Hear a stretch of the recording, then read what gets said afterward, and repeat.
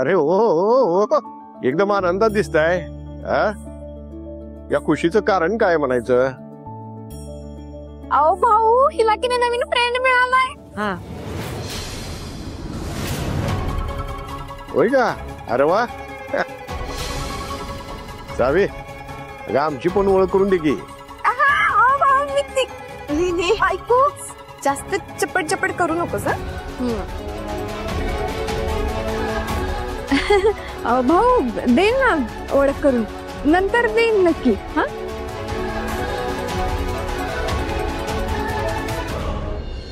रीने, जा आता.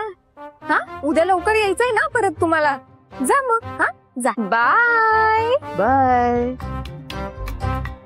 भाऊ आलेच. भाऊ नमस्कार.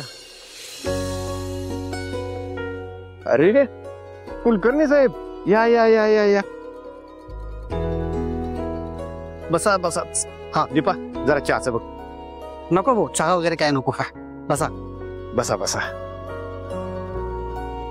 कसं काय येणं केलं म्हणायचं? एका महत्वाच्या गोष्टीवर बोलायचं होतं म्हणून प्रत्यक्षात आलो तुम्हाला भेटायला. बरं भाऊ, दामिनी मुजुमदार मॅडमने आपल्या शिक्षण मंडळाला नोटीस पाठवली आहे.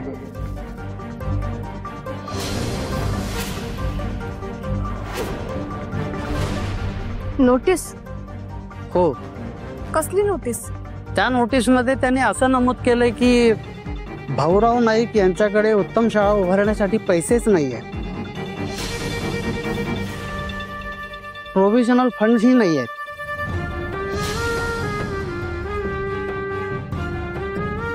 किंवा तो उभारण्यासाठी कसलीही तजवीज नाहीये. मग असं सगळं असताना शासनाकडून कुठल्या निकषावर भाऊंना 6 जमिनी देण्यात आल्या? त्यांनी डायरेक्ट मंडळाच्या डिसिजनला चॅलेंज करणारी नोटीसच पाठवून दिली आहे.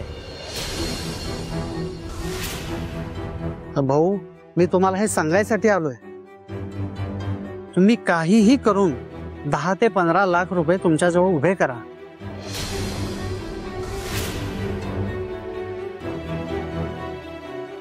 जेणेकरून आपल्याला त्या नोटिसीला योग्य उत्तर देता येईल. 10-15 लाख? हो भाऊ, निदान गरज पडली तर मी ते पैसे उभे करू शकतो अशी शक्यता तरी तुम्ही दाखवा. भाऊ, हे खूप गरजेचं आहे, नाहीतर 6 जमिनी तुमच्याकडून जाऊही शकतात.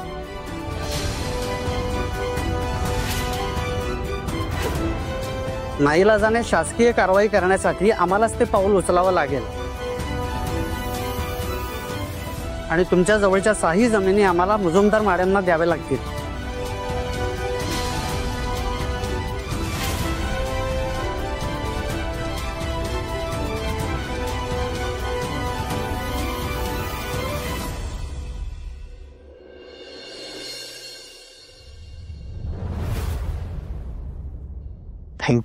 थँक्यू सो मच वहिनी. तुम्ही जर मेसेज नसता केला ना तर काय झालं असतं मी इमॅजिन सुद्धा नाही करू शकत. अहो भाऊजी, आम्हाला जसं कळलं ना तसं आम्ही तुम्हाला सांगायला फोन करत होतो, तुम्ही काय फोनच उचलला नाही. नाही, मी जरा बिझी होतो म्हणून. बरं, अजून काही समजलं का? काय झालं? अजून ते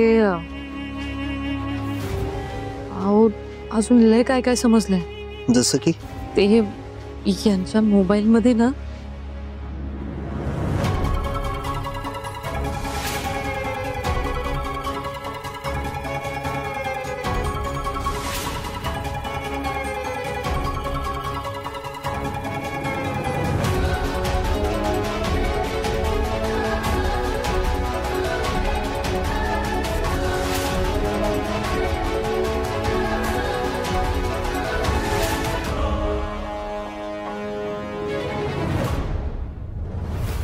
ज्यांनी कुणी रेकॉर्ड करून पाठवलं असेल ना त्याला सहजासहजी सोडणार नाही मी. ते फोन काय माळ्यावर ठेवले काय?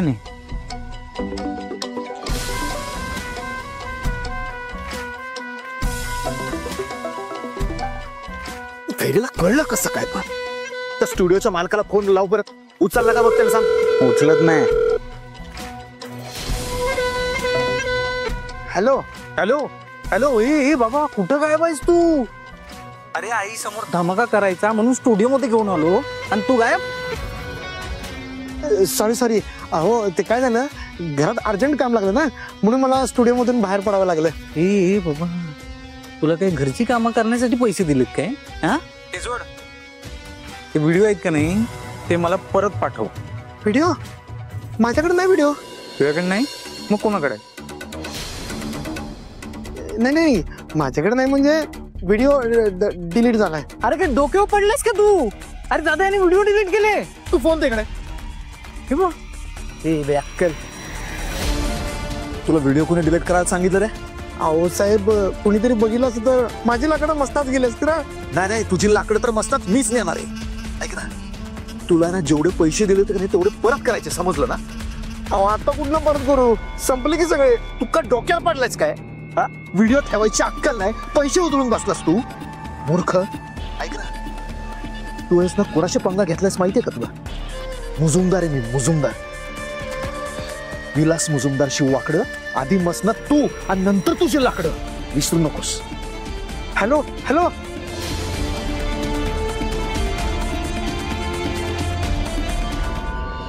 आता काय हा मला जिताच पडत नाही. काय करू? माझ्या पंटरलाच पाठवतो.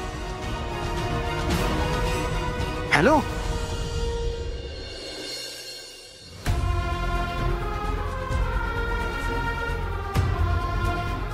10 लाख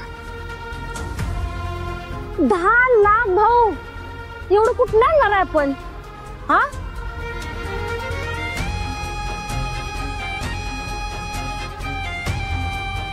असंच असतंय बघा, ज्याचं असतंय की नाही त्यालाच जाते. तरी मी सांगत होते आम्हाला द्या काहीतरी सांभाळायला, पण नाही. बसा मग आता, ना तुम्हाला ना आम्हाला, गेलो दुसऱ्याला. वहिनी तू जरा शांत बस ग, अजून कुणाला काही गेलेलं नाही. तू जरा शांत बसलीस ना तर निदान काहीतरी सुचल तरी. दुसरा काय विचार करू शकतेस तू सावे?